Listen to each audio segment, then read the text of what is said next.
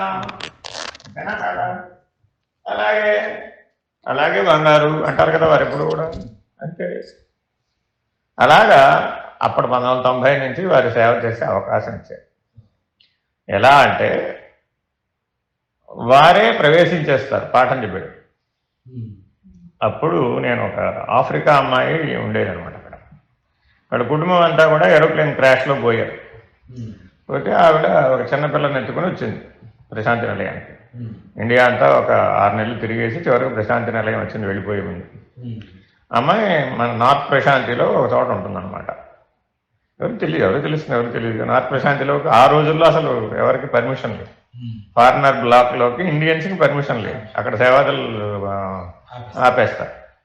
అలాంటిది నేను రాత్రి 9:30కి బాబా గారు నన్ను వెళ్ళనేవాడు, వెళుతూ ఉండేవాడిని. తీసుకెళ్ళి వాళ్ళ ఆ అమ్మాయి నివసించే ఆ రూమ్ ముందు నిలబెట్టారు. తలుపు కొట్టమన్నారు, కొట్టాను. తలుపు తీసింది. ఇలాగే అలాంటి కుర్చీ రండి కూర్చోండి, కూర్చున్నాను. అంతవరకే నాకు తెలుసు. 9:30కి వెళ్ళిన వాడిని తెల్లవారుజాము 4:30 దాకా ఆవిడ ఏమిటో పుస్తకాలు పెట్టుకుని అడగడం అడుగుతూనే ఉండేది. ఆవిడ ఆఫ్రికా భాషలో నేను సమాధానాలు చెబుతూనే ఉండేవాడిని. ఏం చెప్పారో నాకు తెలియదు, ఆవిడ ఏం అడిగిందో కూడా నాకు అసలు ఏం గుర్తులేదు. అలా 3 రోజులు, ఒకరోజు కాదు 3 days కంటిన్యూస్గా చేయించారు. మళ్ళీ నేను తిరిగి రావాలి. తిరిగి వచ్చేసిన తర్వాత నాకు 5:30కి డ్యూటీ. చిరంజీవిరావు గారు ట్రస్ట్ మెంబర్ అనమాట. ఆయన దగ్గర నాకు డ్యూటీ. ఆయన 5:30కి ఓంకారానికి వస్తారు.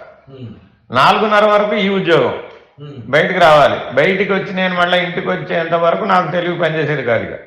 ఇక మళ్ళీ నేను సేవాదాలు మన క్వార్టర్స్లోకి వచ్చి స్నానం చేసినాక మన తెలివి మనకు వచ్చేసేది. మళ్ళీ పరుగు పరుగు పరుగు పరుగు సేవకి వెళ్ళిపోయేవాడు 5:30కి. అలా 3 రోజులు జరిగింది. ఇదే నీ ఉద్యోగం అని చెప్పి పంపించేశారు అంతే. ఇంకా అప్పటి నుంచి చెప్పడం ప్రారంభించానండి అంతే. ఇప్పటి వరకు చెప్తూనే ఉన్నాను. ఇది భగవంతుడు ఇచ్చినటువంటి సర్వీస్. ఇంతకుమించి నేను చేసేది ఏమీ లేదు. ఎవరైనా అడిగితే భగవంతుడి గురించి చెప్తూ ఉంటా. ఎవరైనా అడుగుతూ ఉంటే ఆత్మవిచారణ భగవాన్ బాబా వారు 60 సంవత్సరాల పాటు మన అందరికీ చేసినటువంటి బోధ, దివ్యాత్మస్వరూపులారా, ప్రేమాత్మస్వరూపులారా అని మనల్ని ఆత్మజ్ఞానంలో ఉండమని, ఆత్మజ్ఞానంతో జీవించమని, ఆత్మస్వరూపులుగా ఉండమని, మానవుడు తప్పక పొందవలసింది ఆత్మజ్ఞానమేనని మనకి స్పష్టంగా నిరూపించారు కదా. కాబట్టి ఆ ఆత్మజ్ఞానానికి సంబంధించినటువంటి ఏమైనా సందేహాలు, సాధనలు, విచారణ, బోధ, శాస్త్రాలు ఏవైనా సరే వారు చూసుకుంటారు. మీరు ఏదైనా అడగవచ్చండి. మీరు మీకు మీరు శ్రీవారు కదా, అంతేనా? మీ పేరు లక్ష్మి. మీ పేరు ఈశ్వరుడు, అంతేనా కదా?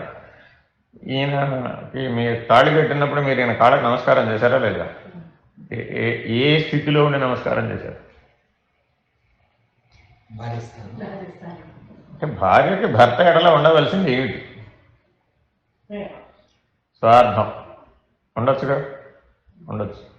ప్రేమ ఉండొచ్చు. భక్తి ఉండొచ్చా, ఉండకూడదు? ఉండొచ్చు. ఇంకేముండొచ్చు? స్వార్థం, ప్రేమ, భక్తి, ఇంకేమైనా ఉండొచ్చా?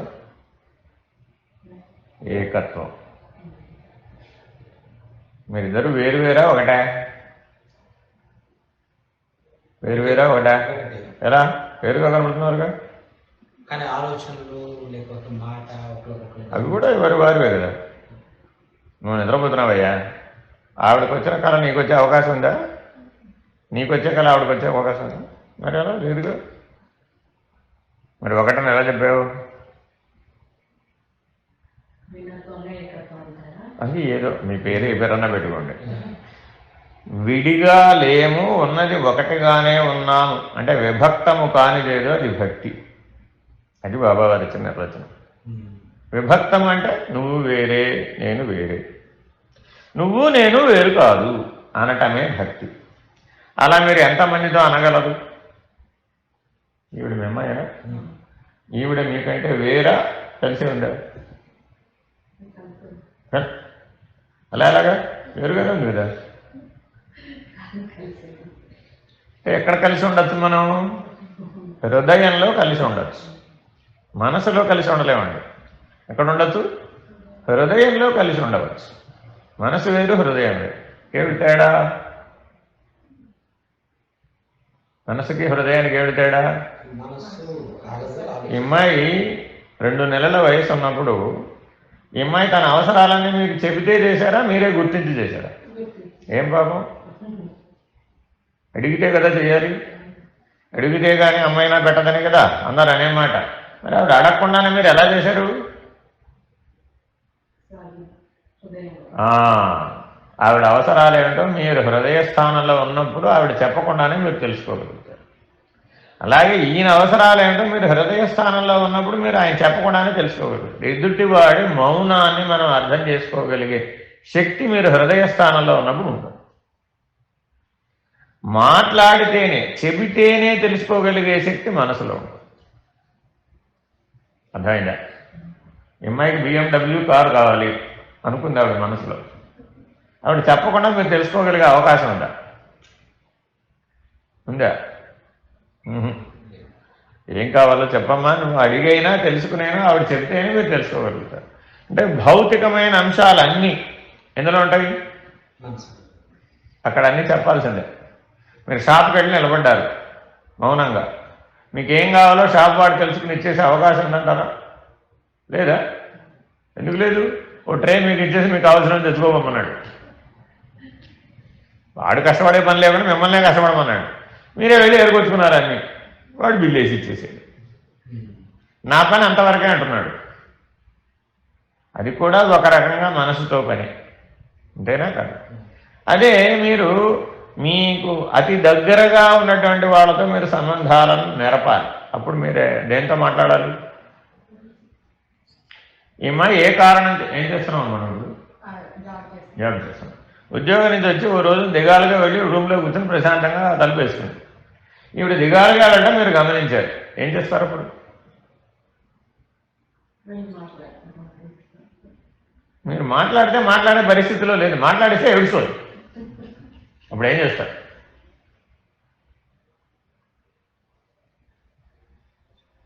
ఏం చేయరు. నిజమే. లిటరల్గా అయితే ఏం చేయరు. కాసేపు పక్కన కూర్చుంటారు అంతే. ఆ కాసేపు పక్కన కూర్చుని మౌనంగా ఆమెతో సంభాషిస్తారు.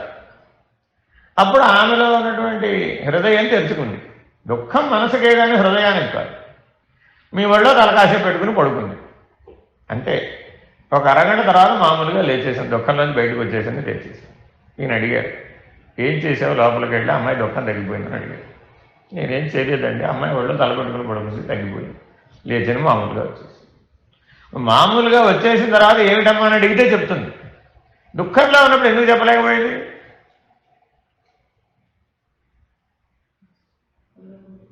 మనసు పని చేయదప్పుడు మునిగిపోయింది దుఃఖంలో, అందుకని చెప్పలేదు.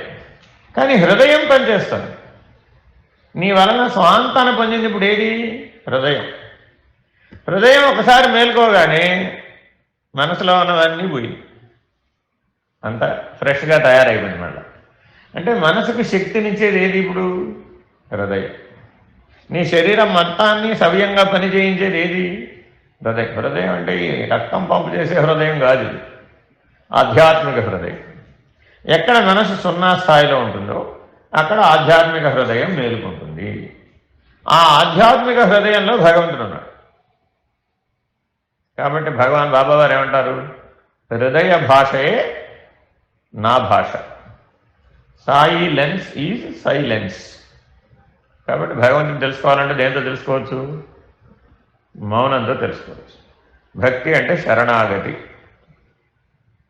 నీవు తప్ప నాకు వేరే ఇంకెవరూ లేరు. I surrender my self. ఆ సరెండరింగే భక్తి.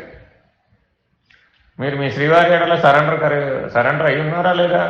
ఉండబట్టే కదండి 25 ఏళ్ళు ఇంట్లో గడిపింది, అంతేనా కాదా? ఆ సరెండర్ లేకపోతే, అందుకని బాబావారు ఏమంటుంటారు? సత్య, ధర్మ, శాంతి, ప్రేమ, అహింస, అంతేనా కదా? ఈ 5లో ఏదో ఒక దాంట్లో మీకు 100కు 100 మార్కులు రావాలంట. రావాలంటే మీకేముండాలి? శరణాగతి. అది లేకుండా రాదు. కాబట్టి మీరు భక్తి మార్గాన్ని అనుసరించి శరణాగతి స్థితిలో కనుక భగవంతుడికి శరణాగతి అయి ఉంటే మీ హృదయంలో మీరు భగవంతుడిని మీరు దర్శించవచ్చు. భగవంతుడి కంటే మీరు వేరుగా లేరని నిరూపించేది ఏదో అదే భక్తి. ఇన్ని నిర్వచనాలు. దీంట్లో మీకు నచ్చిన నిర్వచనాన్ని మీరు స్వీకరించి ఆచరించవచ్చు. మొట్టమొదటి మీరు అన్నిటికంటే ఉత్తమమైన నిర్వచనం అంటే భగవంతుడి కంటే మీరు వేరుగా లేరు. భగవాన్ బాబా వారిని అడిగారు, మీరు భగవాన్ బాబా వారిని మీకు మీరే ప్రకటించుకున్నారు కదా 60వ పుట్టు పండుగ నాడు భగవాన్ అని ఆ రోజు ప్రకటన చేశారు. ఏ అధికారంతో మీరు చేశారని అడిగారు. ఆ రోజు ఇంటర్వ్యూ ఉంది. అందులో ఆయన చెప్పారు, నేను భగవంతుడిని తెలుసుకున్నాను కాబట్టి ప్రకటించానన్నారు. మరి మా సంగతి ఏమిటన్నారు, మీరు తెలుసుకోలేదు కాబట్టి మీరు ప్రకటించలేదన్నారు. అంతేగా, మీరు ఎందుకు ప్రకటించలేదు, మీరు తెలుసుకోలేదు కాబట్టి. నేను ఎందుకు ప్రకటించాను, నేను తెలుసుకున్నాను కాబట్టి. మమ్మల్ని ఏం చేయమంటారు, నాలాగా మీరు కూడా ఉండండి, my life is my message. మీరు కూడా భగవంతుడి లక్షణాలతో జీవిస్తే మీరు కూడా భగవత్ స్వరూపులే అని తెలుసుకుంటారు. మీ స్వరూపం భగవంతుడు. మీ రూపం తెలుపో నలుపో ఉండవచ్చు, కానీ మీ స్వరూపం ఏమిటి, భగవంతుడు. అది మారదు. మీ రూపం మారవచ్చు. ఈ జన్మలో అయిన పురుషుడు కావచ్చు, వచ్చే జన్మలో అయిన స్త్రీ కావచ్చు. మీరు ఈ జన్మలో స్త్రీ కావచ్చు, వచ్చే జన్మలో పురుషుడు కావచ్చు. ఈ నామరూపాలు మారవచ్చేమో కానీ మీ స్వరూపం మారదు. కాబట్టి భగవంతుడితో మాట్లాడాలంటే ఏ భాష కావాలి, హృదయ భాష కావాలి. హృదయ భాష కావాలంటే మీకు ఏ భావం ఉండాలి, శరణాగతి ఉండాలి. అందుకే మీరు పాదాలు అక్కడ పెట్టారు. పాదాలు పట్టుకోవడానికి అర్థం ఏమిటంటే చరణాగతి. చరణములు అంటే పాదములు, కానీ శరణాగతి లేని చరణాగతి వృధా. అంటే హృదయంలో మనకు భక్తి లేదు, శరణాగతి లేదు, నీవే అంతా అనేటువంటి భావన లేదు, విశ్వాసం లేదు, కానీ కాళ్ళు పట్టుకున్నాం. అప్పుడు ఆ కాళ్ళు పట్టుకోవడానికి ఏమంటారు, చరణాగతి. అందుకని బాబావారు ఏమంటారు, పాద నమస్కారం నేనిస్తే మీరు తీసుకోవాలా, మీరు అడిగి తీసుకోవాలా? ఎన్నిసార్లు ఇవ్వాలి పాద నమస్కారం? సేవకు వెళ్ళిన ప్రతిసారి పాద నమస్కారం ఇవ్వాలా? అడిగారు ఒకసారి. సేవదాలు వాళ్ళు కూర్చుంటారు కదా, అయిపోయి మర్నాడు డ్యూటీ అయిపోయిన మర్నాడు 10 రోజులు చేసేస్తారు. తర్వాత రోజు పక్కన కూర్చోబెడతారు, బాబావారు పాద నమస్కారం ఇస్తారు, కూర్చోండి. అవునా కదా? ఆ స్టేట్ వాళ్ళంతా కూర్చుంటారు. ఒకసారి ఇవ్వలేదు. ఇవ్వకపోతే పక్కన ఉంటారు కదా ట్రస్ట్ మెంబర్లో ఎవరో, ఆ స్టేట్ కన్వీనర్లో ఎవరో ఉన్నారు, వెళ్ళి బాబా గారికి హింట్ ఇచ్చారు, స్వామి సేవదళ వాళ్ళు అటు కూర్చున్నారని. వాళ్ళు ఆయన ఇంటెన్షన్ వీళ్ళకి అర్థం కాకపోతే కదా. ఆహా అయితే ఏమిటి అన్నారు. ఇది ఏమిటంటే ఇప్పుడు ఏం చెప్పాలి, అది పాద నమస్కారం అని నసుగుతున్నారు వీళ్ళు. నసుగుతూ ఉంటే ఓహో వారు సేవ చేసినందుకు నేను పాద నమస్కారం ఇచ్చి కూలి ఇవ్వాలా అయితే అన్నారు.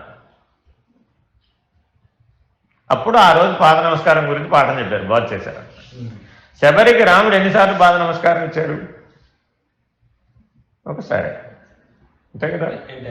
అంతే. లైవ్ ఆవిడ జీవితం అంతా రామ రామ రామ రామ రామ రామ రామ రామ అని తపస్సు చేస్తూ రాముడితో హృదయంతో ఏకత్వాన్ని చెంది ఉంటే రాముడు ఒకసారి దర్శనం ఇచ్చాడు.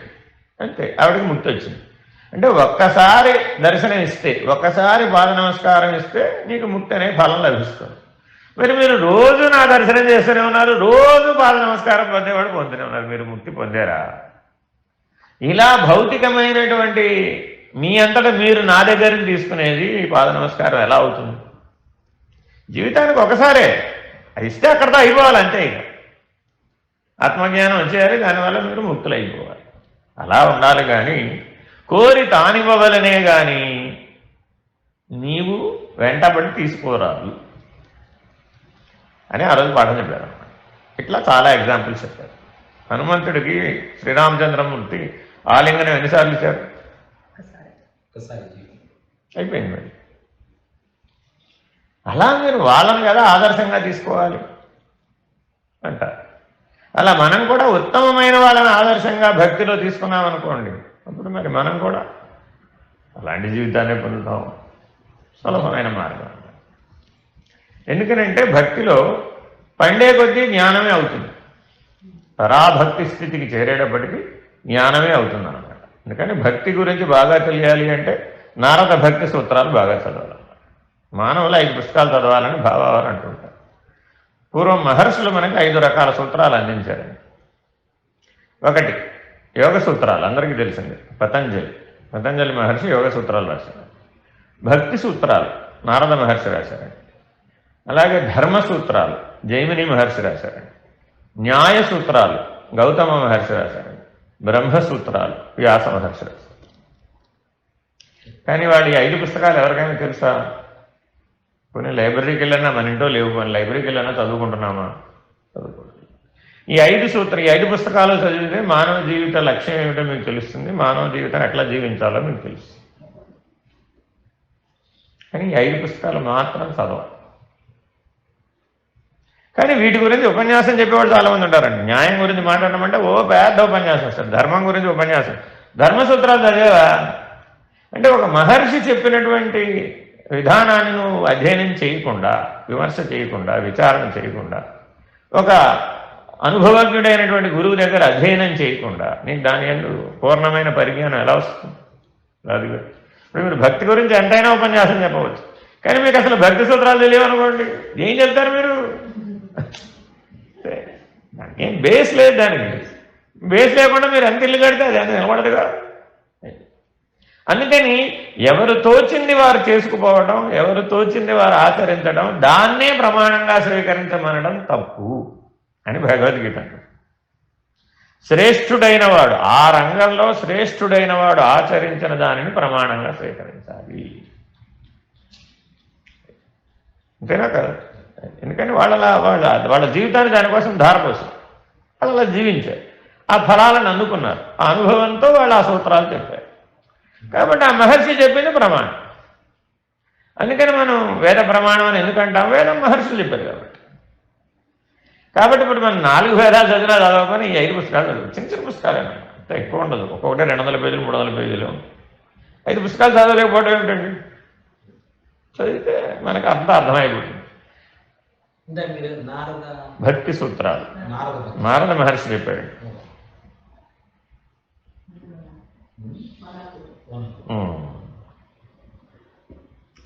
ఇలా జాగ్రత్తగా మనం కొన్ని బాగా చెప్పాలంటే ఒక 2-3 ఇయర్స్ నుంచి స్ట్రగ్లింగ్ నడుస్తాను. ఈ స్ట్రగ్లింగ్ ఏంటంటే భక్తి అంటే ఏంటి, are we in the right path లో, భక్తి ప్యాత్ లో ఉన్నామా, లేకపోతే స్వామికి కావాల్సినట్టుగా మన లైఫ్ జీవితం ఉందా లేదా కొన్ని రోజులేమో ఉంది అన్నట్టు కనిపిస్తుంది, కొన్ని రోజులేమో డివీట్ అయిపోయాము, ఎక్కడికో జరిగిపోయింది. అంటే the day to day activities లో సాయి గాయత్రి రోజుకి ఎన్నిసార్లు చెప్పుకుంటారు? ఉదయాన్నే 3 times ఉదయం పూజలు జరుగుతుంది.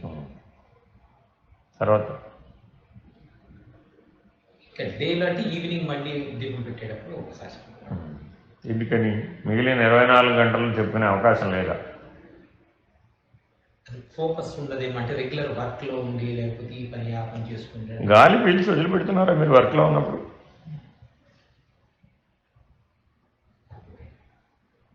మీ గుండె కొట్టుకుంటుందా మానేసిందా?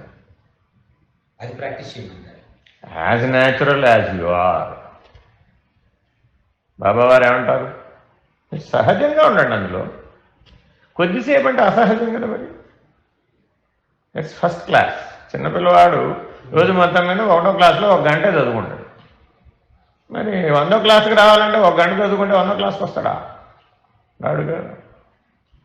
ఆ 1వ క్లాస్లో కూడా 100కు 100 మార్కులు రావాలంటే ఆ గంట సరిపోదు.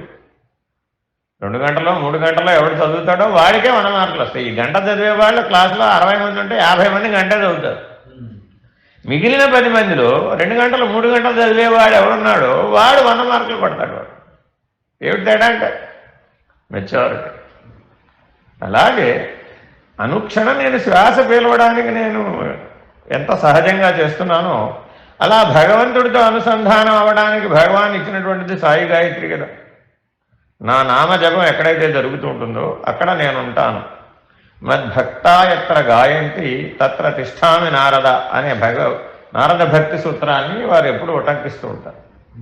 నా ఫోటో పెట్టినా, నా పేరు చెప్పుకున్నా, నా నామస్మరణ, ఏ భగవన్ నామస్మరణ చేసినా నేను అక్కడ ఉంటాను అని కదా వారు చెప్పేది. మరి మనం నిత్యం సాయి గాయత్రి చేస్తే అప్పుడు ఎప్పుడు మనం బాబావారిలోనే ఉంటాం కదా. మనం బాబావారిలో ఉండడం సులభం అంటారా? బాబావారిని మనలో నిలుపుకోవడం సులభం అంటారా?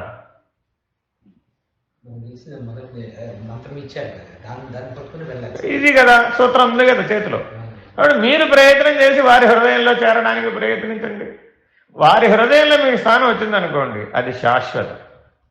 మీ హృదయంలో ఆయన పెట్టుకోవాలనుకున్నారు, నీకు తీరుకున్నప్పుడు పెట్టుకుంటానండి. ఈ తీరిక ఎప్పటికి వస్తుందంటావు? ఎప్పుడో పుట్టావు కదా, పుట్టిప్పటికి ఎన్ని 40 ఏళ్ళు అయిందా, 50 ఏళ్ళు అయిందా? 50 అయిపోయిందా? సగం అయిపోయింది. మరి ఇప్పుడు ఆయన హృదయంలో స్థానం వచ్చిందా, మన హృదయంలో ఆయన పెట్టుకున్నామా? మన హృదయంలో పెట్టుకున్నామన్న భ్రమలో ఉన్నాం. ఎందుకని? అది ఉందని. ఎందుకని?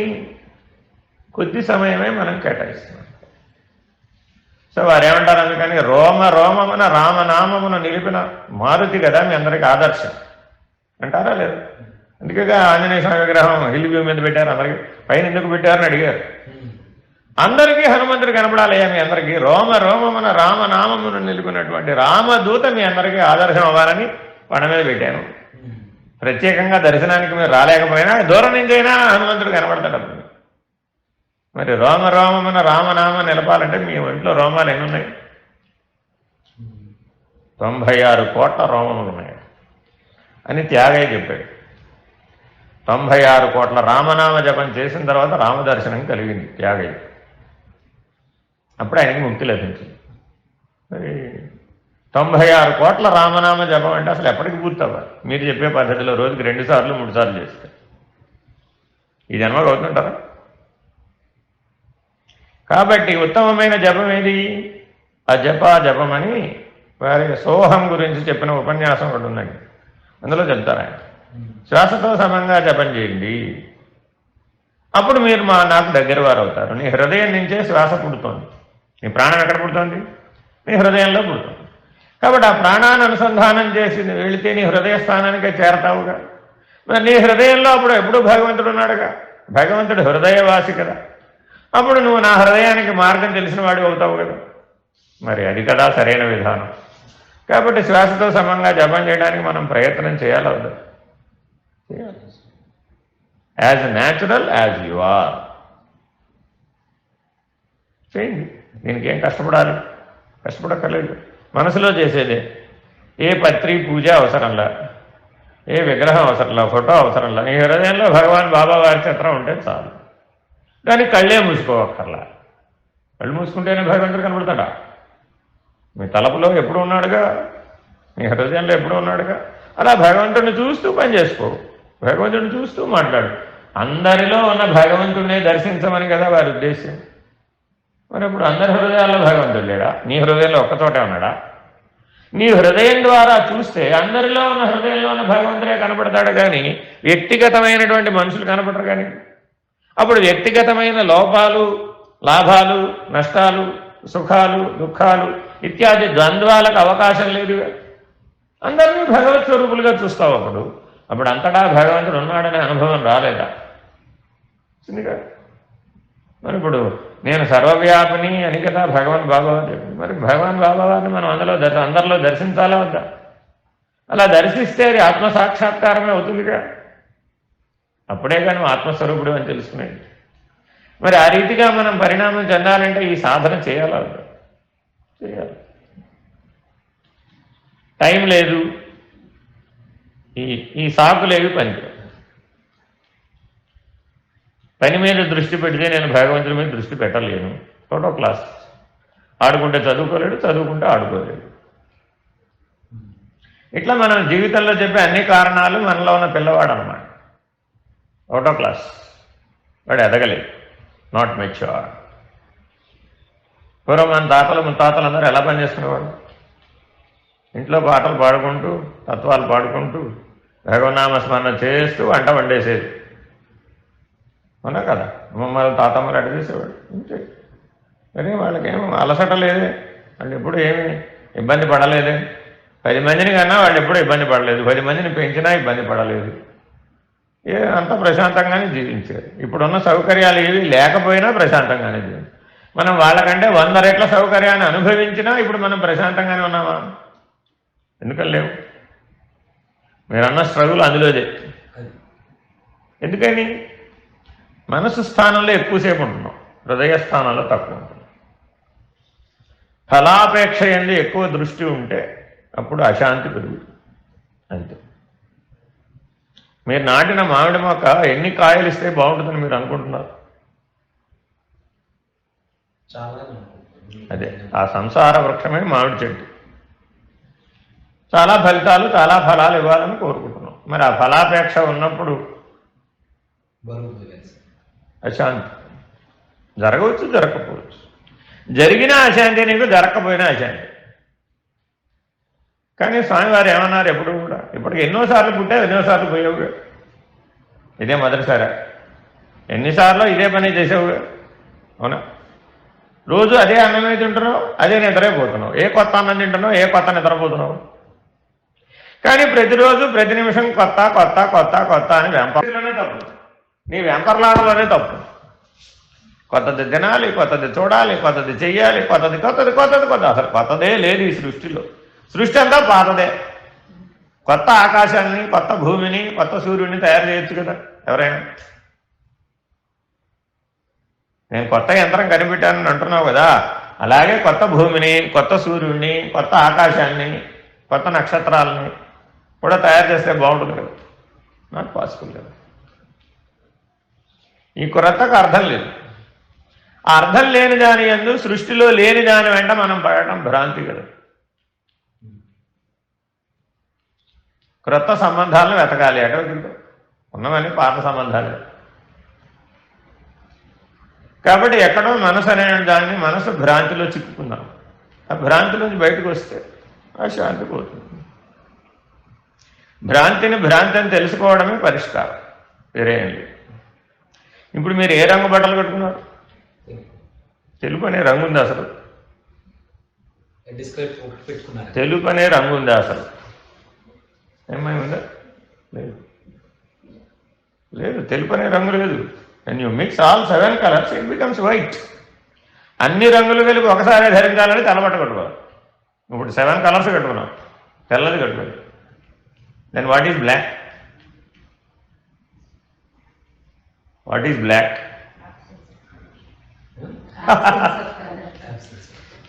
సో విజ్ఞాన శాస్త్రం అవసరమా కాదా? ఇప్పుడు నీకు తెలియని విషయం అమ్మాయి తక్కువని చెప్పేస్తుంది. అది అమ్మాయికి స్వయంగా స్వానుభవంలో లేకపోవచ్చు, కానీ అమ్మాయి విజ్ఞాన శాస్త్రం చెప్పింది. అది పరిశోధనే. కానీ అది పర్ఫెక్ట్గా పరిశోధించి నిర్ణయం చేసి ఎప్పటికీ మారని వాటిని వాళ్ళు ప్రమాణంగా ఒప్పుకున్నారు. అంతేనా కదా? ఎప్పటికీ 7 కలర్స్ కలిపితే వైటే, ఎప్పటికీ ఆబ్సెన్స్ ఆఫ్ 7 కలర్స్ అంటే బ్లాకే. అంతే, అది ఎప్పటికీ మారదు, న్యాచురల్. అంతేనా కదా? భగవంతుడు కూడా అంతే న్యాచురల్.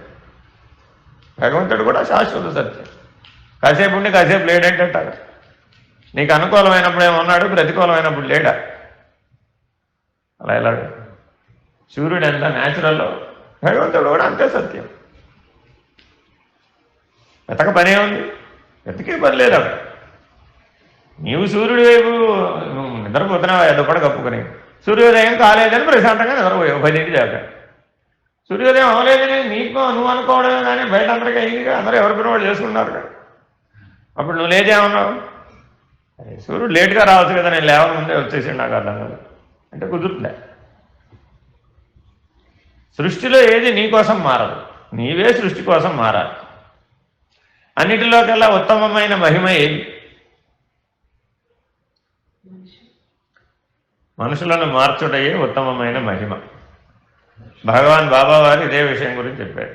మిగిలిన అవతారాలలో తలలు తరగడంతో ధర్మాన్ని స్థాపన చేశాం. ఈ అవతారంలో తలలు తరగాలంటే ఎంతమందిని తరగాలి? ఎందుకని? త్రేతాయుగంలో రాక్షసులు ఒకచోట, దేవతలు ఒకచోట ఉన్నారు, అవునా కాదు? అదే కృతయుగంలో వాళ్ళు లోకంలో ఉన్నారు, వీళ్ళు లోకంలో ఉన్నారు.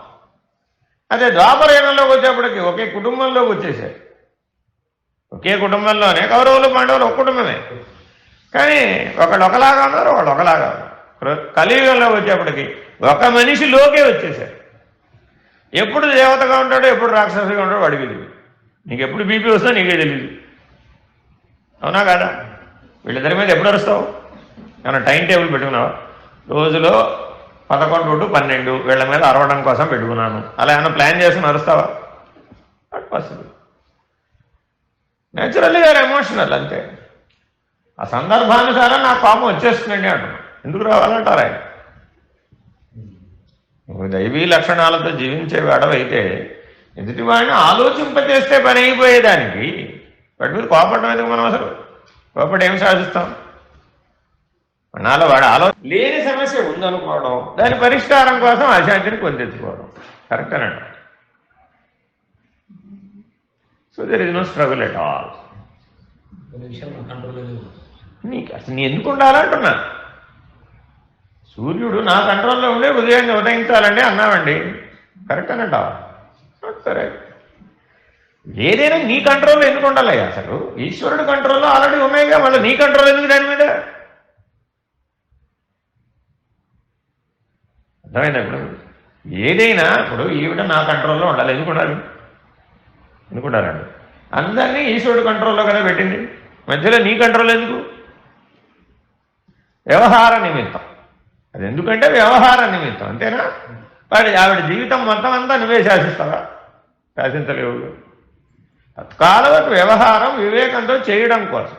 మరి అటువంటిప్పుడు ఆ వివేకాన్ని మేల్కొలిపితే పని అయిపోయేదానికి పోలీసు వాడిలాగా ప్రవర్తించడం ఎందుకు మనం?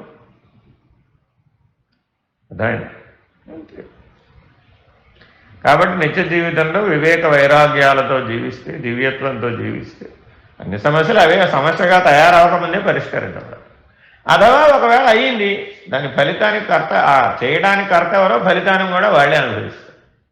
ఎప్పుడో ఒకటి గుర్తుపెట్టుకోండి, మీకు సమస్య అంతా ఎదుటివాడికి ఏమన్నా చెప్పేటప్పుడేగా వచ్చేది, అంతేగా? లేదా ఎదుటివాడు మీకు ఏమన్నా చెప్పినప్పుడు, అంతేగా? మీరేమి యాక్షన్ ఇచ్చినా ఆ యాక్షన్ కానీ, మీరేమి రిసీవ్ చేసుకున్నా అది రియాక్షన్ కానీ 3 గుణాలతో ఉంటాయి. సత్వగుణం, రజోగుణం, తమోగుణం, అంతే కదా? మరి మీరు ఎప్పుడైనా సరే ఎదుటివాడికి చెప్పినప్పుడు వాడు అర్థం చేసుకోవాలంటే ఏ గుణంలో ఉండాలి? సత్వగుణంలో ఉండాలి. అంటే వాడు సత్వగుణంలో ఉన్నప్పుడే మీరు చెప్పాలి. మీరే గుణంలో ఉండి చెప్పాలి? సత్వగుణంలోనే ఉండి చెప్పాలి. అప్పుడు మీ గుణం మ్యాచ్ అయింది కాబట్టి మీరేం చెప్తున్నారో వాళ్ళకి అర్థమవుతుంది. వాళ్ళు సరిగ్గా రిసీవ్ చేసుకుంటారు, సరిగ్గా పనిచేస్తారు. వాళ్ళు రజోగుణంలో ఉన్నారనుకో, మీరు చెప్పింది వినిపించుకోరు. మీరు చెప్తారు కానీ వాళ్ళు వినరు. విన్నట్టు నటిస్తారు, సగమే వింటారు, ఆచరించేస్తారు. అనుభవం కూడా వస్తుంది. అనుభవం వచ్చినాక అప్పుడు పాఠం వస్తుంది. అప్పుడు మళ్ళీ వచ్చి అడుగుతాడు, మీరు ఏదో చెప్పారు నేను పాటించలేదు, సరిగా రాలేదు, ఇప్పుడు చెప్పండి. ఏ గుణంలో ఉంటే జరుగుతున్నట్లాగా? రజోగుణంలో. తమో గుణం, వాళ్ళు అసలు వినరు, వాడికి తోచినట్టే చేస్తాడు. వాడు బాధపడతాడు, నిన్ను బాధ పెడతాడు. ఇది తమో గుణ లక్షణం. మరి ఇప్పుడు మనం ఎప్పుడు చెప్పాలి? నువ్వు సత్వగుణంలో ఉన్నప్పుడే చెప్పాలి, ఎదుటివాడు సత్వగుణంలో ఉన్నప్పుడే చెప్పాలి. ఎప్పుడో ఒకప్పుడు ఉంటాడుగా 24 గంటల్లో, అప్పుడే చెప్పాలి. ఈ లోపల కొంప ముంచుకుపోయింది అనుకుంటున్నాను, అంటే ఏం కొంప ముంచుకుపోయింది. ఇప్పుడు కాదు రేపు చెప్తాం, రేపు కాకపోతే ఎల్లుండి చెప్తాం. భగవాన్ బాబా వారు ఏమంటారంటే, భగవంతుడు జన్మ జన్మల నుండి ఎదురు చూస్తున్నాడు, నువ్వెప్పుడు వింటావా ఆయన మాట అని అంటారు.